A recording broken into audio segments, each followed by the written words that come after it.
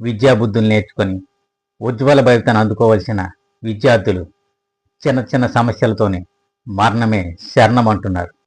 కౌమార దశలో జీవిత గమ్యాన్ని నిర్దేశించుకోకుండా విద్యార్థులు చెడు అలవాట్లకు బానిసై కొందరు, మానసిక ఒత్తిడిని తట్టుకోలేక మరికొందరు ప్రాణాలు తీసుకుంటున్నారు. తల్లిదండ్రులు కోప్పడ్డారని, అడిగింది కొనిపెట్టలేదని, చదువులో రాణించలేకపోతున్నామని మనస్తాపంతో విద్యార్థులు ఆత్మహత్యలు చేసుకుంటున్నారు.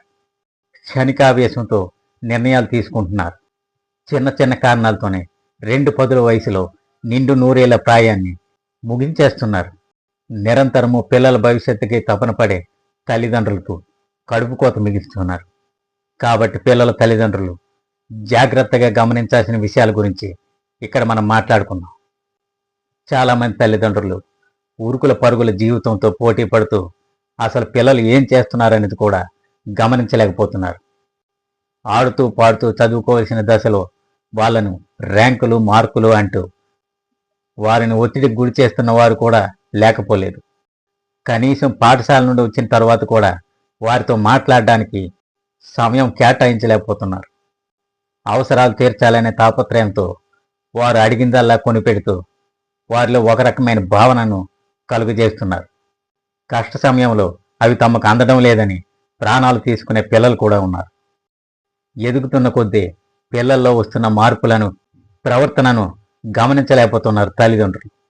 అయితే మానసిక నిపుణులు ఏమంటున్నారంటే, సమాజంలో గుర్తింపు కోసం పిల్లలపై ఒత్తిడి తీసుకురావద్దని, వారిలో నిరాశ నిస్పృహలను దూరం చేసేందుకు ప్రయత్నించాలని సూచిస్తున్నారు.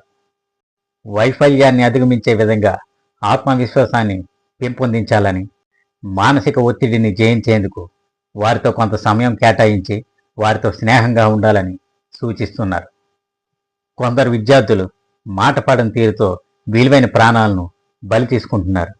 పరీక్షల ఫలితాల సమయంలో ఉత్తీర్ణత సాధించలేదని, పరీక్షల్లో తాము గట్టెక్కలేమనే వేదనతో చనిపోతున్న వారు కూడా చాలామంది ఉన్నారు. దీనికి తోడు ప్రైవేటు విద్యా సంస్థలు కూడా పిల్లలపై ర్యాంకులు మార్కులు అంటూ ఒత్తిడికి గురి చేస్తూనే ఉన్నాయి. అయితే ర్యాంకులు మార్కులు వచ్చిన వారే జీవితంలో విజయాలు సాధిస్తారనుకోవడం పొరపాటు. నీ కృషి, నీ పట్టుదల, నీ నమ్మకమే నీ జీవితంలో నీకు విజయాన్ని తెచ్చిపెడుతుంది. మరి మీ పిల్లల భవిష్యత్తు ఏమిటో మీరే నిర్ణయించుకోండి.